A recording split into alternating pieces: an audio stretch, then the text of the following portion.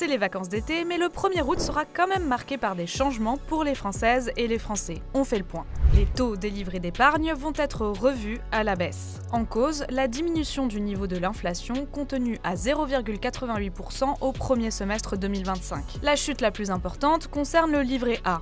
Il passe de 2,4 à 1,7%. Le taux d'épargne du livret préféré des Français a presque été divisé par 2 avec les dernières révisions, puisqu'il était encore à 3% en février dernier. Le livret de développement durable et solidaire et le livret d'épargne populaire sont aussi touchés. Ils passeront respectivement à 1,7 et 2,7%.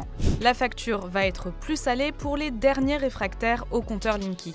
Bien que 95% des ménages disposent d'un compteur Linky, plus de 2 millions de clients refusent encore cette installation. Les foyers qui n'en ont pas devront payer 6,48 € tous les 2 mois, soit 38 € par an. Une taxe s'appliquera aussi à ceux qui ne transmettent pas leur relevé d'index spontanément ou qui ne prennent pas rendez-vous pour une relève.